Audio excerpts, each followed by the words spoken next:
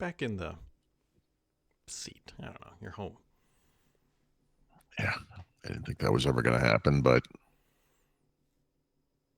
I had the longest day yesterday, dude. I got up at 4 after going to bed at 12:30. I had the tightest connection possible in Chicago. My flight left 30 minutes late out of Seattle for some bullshit reason. It makes me fucking crazy. But anyway, 22 minutes. I without knowing the topology of the Chicago airport, Mm-hmm. I arrived in B 28, 29, something like that, way at the end of that terminal, and had to get to F30, which is if you know this airport, you have to go under where the planes drive by, and it's like the longest. It was supposed to take 22 minutes. My flight was, the boarding was ending in 7 minutes. And here's the thing, I made it. I got there. I huffed that thing. And this terrible person at United was like, "Oh, I'm sorry, they already closed the door." And I'm like, I can see the door. It's wide open. I can see people inside the plane. And she's like, and she's typing. She's not even looking, right? And I said, "Excuse me, could you look at the plane? Could you call someone? Could you go down the thing and tell them to hold on a second? I'm here. I've seen you do it for other people, you know?" And she didn't do it. I had it, yeah. So she's put me on a plane. It was like a flight that was 5 hours later on standby. So I'm like, what happens if I don't get on that plane? And she's like, you'll have to stay in Chicago. So I said, or maybe I could just fly anywhere else. How does that sound? What else you got? Can you go to Newark? How about Philly? Can you go to Syracuse? My son will pick me up. Where else can I go? I need to go somewhere. I'm not staying here. I got a middle seat in economy to Newark. So my wife had to drive for like 3 hours back and forth to get me. And I was going to get in at 5, and I got in at, it was 11, 10:30. I don't know. I mean, in being home, sorry, not to the airport, but like just beautiful. This is why I don't do connections, man. But oh, and I also, part of the reason I booked these flights, I could have gone through Newark. I could have gone nonstop, and I'm like, I don't want to go through Newark. Newark's a shit show right now. And I ended up in Newark, which I think we can agree is the real world's version of purgatory. So, perfect. How was your day? Sounds like it was great compared to yours. Yeah. A lot of work done, though, a lot of downtime.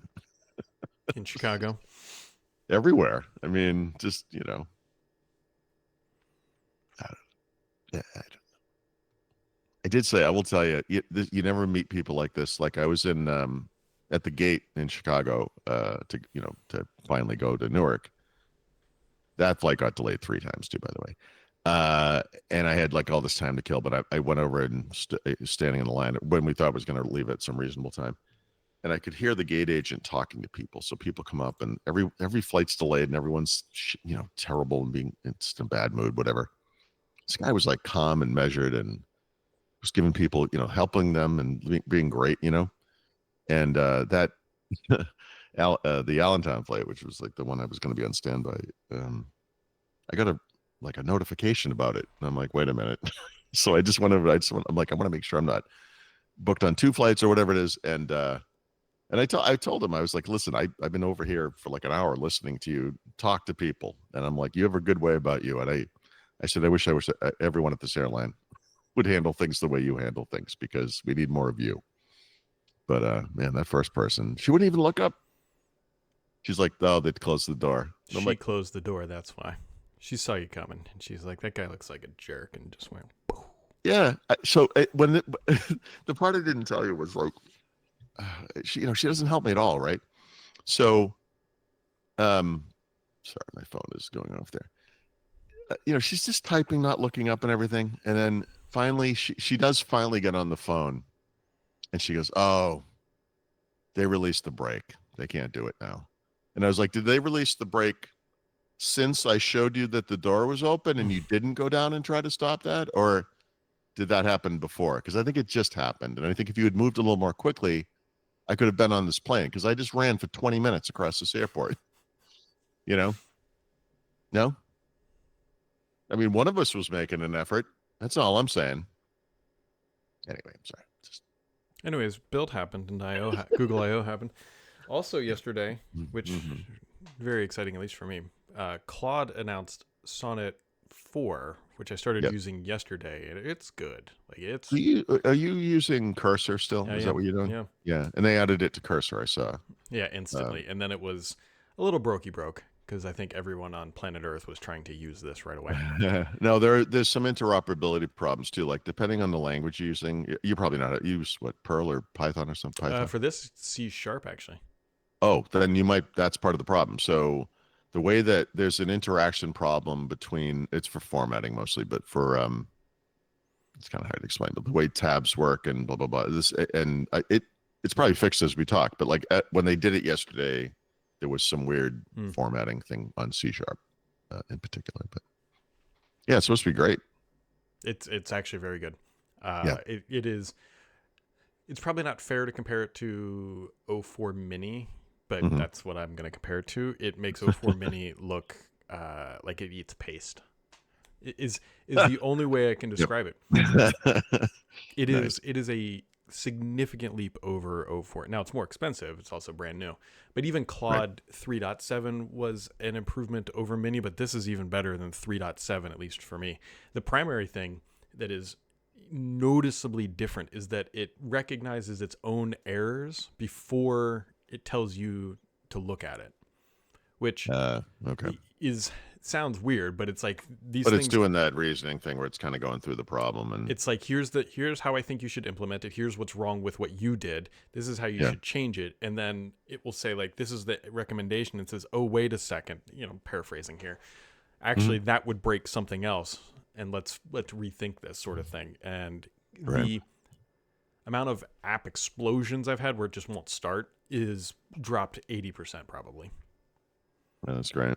Yeah, I gotta do this. I've been just struggling to get this thing out the door. I want to get this stupid app that I'm doing. Like, I just want to get it. I just want to get done with it. Like, I can't. But the problem is, like, I get things working. I'm like, I got it, and then I add features back from the normal app, like that, because it's all the full feature, whatever, and then it loses state. So you do things like close a tab, and it goes back to whatever the other tab is, and whatever document it is in there, it doesn't display. So it's still there, but you know what I mean? Yep. And it's oh man, it's brutal. And this is core to multi-document, multi-tab, whatever. So like what you should do is whenever you do finish it someday in the future-ish, you should then redo the whole thing, but in Cursor with Claude with the Sonnet 4. Yeah. So, well, that's what, believe me, I mean, this, when I read whatever I read about Claude and Cursor, I was like, I'm going to do this because one of the things, this is a few months ago, but whenever Cursor first became kind of a big thing, because Visual Studio Code can load normal Visual Studio solutions. Right.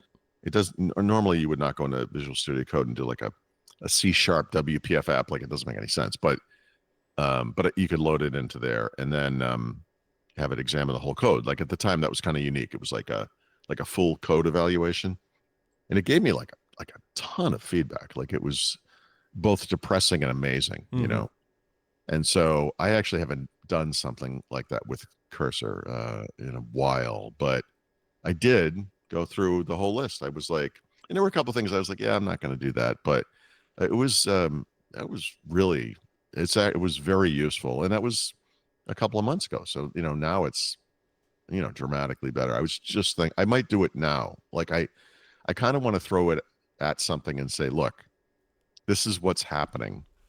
Where am I losing track of this? Like what's the, you know what I mean? Because I feel like there's like a lot that it might be like a line of code in some event handler, just like one line, there's some place where I'm not doing the right thing. It's gonna go tell you to look in the mirror and says, I found the problem. Well, that's what everyone's afraid of, actually, but it's particularly true in my case. Yeah. That's fair enough. So yeah, that's brutal, man. Well, I know.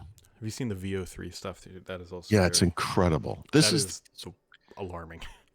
one thing I'll just so have you watched the whole Google keynote, right? I Hmm. assume, or okay. So it was overwhelming, right? There was like too much. But the thing that Google has, which Apple has too, but they just don't have the AI part of it, is that they have consumer services that everybody uses, right? Obviously search, but I mean like, Maps, Gmail, blah, blah, blah, whatever. And so their full collection of stuff, that the stuff they can do is so amazing. And, Microsoft stuff is always like peer view, privacy data Yep. management, Yep. infrastructure. Yep. And you're like, oh God, who cares? And it's not their fault. I mean, this is just their customer base. It's what they have. It's what, that's their market or whatever. And it's useful. I mean, this Copilot stuff that's useful for productivity work, whatever. But the stuff that's built into the stuff that Google can do, I felt like IO this year was like a show of force, It you know? was. It was a show. I agree. Actually, I think that's an appropriate way to describe it. It was a showing of like, look, we're not behind in AI. Is what Oh they were no. Oh trying to no. get If across. anything, we are, if the rest of AI disappeared right now and it was just us, everything would be great. Yep. Well, other than all the normal Google problems. But I mean, but Other as than all far as the things happening in the courtrooms. yeah, yeah, yeah. Other than, everything. No, but as far as like the functionality and everything, right? Like I the Gemini stuff is off the charts. Like this is what Hmm. I think a lot of people are still struggling with that. Like they refuse to believe it or something, but that stuff is amazing. It's Yeah, amazing. I haven't tried it in direct. I've just been using Sonic because it's worked so dang well. I haven't Yep. tried the Google, gotten too deep with it. Like in Cursor, you can just literally just check a box and then you can just try it. But it's like, No, man, I it's know. Look, whatever. And it changes, like literally like the addition of Sonnet 4 has reset things again, right? yep, So that's what happens. So that's where we're still in the rapid cycle, yeah, yeah. whatever. But I think on the other end of this, as we extrude at the back of this Play-Doh machine here, that all these things will be at you know roughly the same. So it's not really going to matter if you're in whatever ecosystem Yep. and you're doing whatever it is you're doing. Like in your case, whatever the code thing is you're working on, it's going to be great. Like it's not going to matter in a way. A lot of people, you're using maybe you're not, but I mean, so what if someone was using Visual Studio Code? Were they going I to mean, that's a integrate the Cursor is a derivative of code, so it's No, I understand, but I mean, like, but you've chosen your thing, whatever it is, yeah, that you're comfortable with it, use it. It's going to be fine. Like, it's going to be. I think all this stuff is good. Like the Visual Studio developers are going to use. Well, they'll use whatever they use. Like you can choose, and then if you're in the Android whatever world, you might use the Gemini stuff in Android Studio, maybe, or whatever it hmm, is. Apple eventually. I don't know what the hell you're doing now. Whatever, but yeah. whatever. We'll get there. Is the point, and I think it will all be good at some point. The VO stuff that was alarming. It's yeah. Well, you There's can a already see a terrible CBS sitcom written totally by oh yeah. Yeah. Written VO3. written by scripted filmed composited whatever it is, and yes, 100%. Now, It's initially, here's what I think. mhm, You're going to see some huge fan communities creating their own mhm. content. It's also going to be a lot of geez, it's just like intellectual property Oh my problems. God, Like yes. if you thought like Star Wars or Star Trek or Lord of the Rings or whatever fanboys are off the charts ridiculous now, wait until they can make their own. Yeah. Like this is what the Rings of Alternative Power ending. should have been. It will be like a 9-part series, like They all could go AI. remake the movies You know, without Jar Jar Binks. it's yeah, easily. I mean, like easily. No, that's what I like. That's It's going to be stupid. Yep. it's almost going to be like a DDoS on the courts, right? Because so much of this stuff will be created so quickly that how do you even try Hmm. to defend your IP? I know. I mean, you go after the big ones first. Maybe you go after Google. That's where it's. But Google, right now, in my opinion, is taking we are burning everything to get to the front of the line.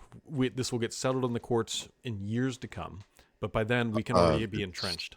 It's over. It's already over. Like the issue here is that this is I can't remember what the name of this law is or whatever. It's the argument or whatever. Like your Facebook or whatever, and people are promoting hate speech on your platform, and their argument is like, look, we all we do is supply the platform. We can't be held responsible for what people are doing on a thing. But then there's just okay. Well, maybe you have to do some form of moderation or something, whatever. Like when you apply this like AI and content creation and like you said, like this incredible video thing, and there'll just be like this regurgitation of all this content. I mean, this is the door's open, the horses are gone. Like, yeah, we may resolve this, but it's not going to matter because it can't happen quick enough. Like, there's no way to get on top of this. No, And then Google's argument will be the same thing. It's like, we just made the video thing. We didn't make the thing that ripped off the Star Wars movie or whatever you're talking about at the time. Like, it's someone else did that with our stuff. It's not our fault. This is the, guns don't kill people, people kill people, or whatever. Well, you know what it reminds me Or of? whatever the argument is. Remember, I don't think they still do this. Remember the Pirate Bay when they literally like got ships and like put the server out at sea? Like, we're gonna have floating data centers in the middle of nowhere, and Disney's gonna have their own military to go take these things out, and then You don't know this. What you just said is almost exactly the plot of a book called Snow Crash by Neil Stephenson, which is the guy who, among other things, coined the term metaverse, which is the name of the Facebook now, basically, or whatever. Like, yeah, 100%. And you're also sort of alluding to, I guess these are kind of common science fiction. I don't know if trope is the right word, but like in the Alien movies, for example, we know that these gigantic corporations are now taking on the role of like what we have as governments today, right? And Isaac Asimov got into this stuff in the 1950s in his books as well. Like, it's we are literally making science fiction real. That's what this is, which is kind of what technology has done all along, right? Like, H.G. Wells foresaw a lot of stuff. Leonardo da Vinci foresaw a lot of stuff. And then eventually the technology arrives and you make this thing that seemed fanciful at the time. The real world today, we live in amazing times. We're just one step away from the machines realizing our best purpose will be to be a battery.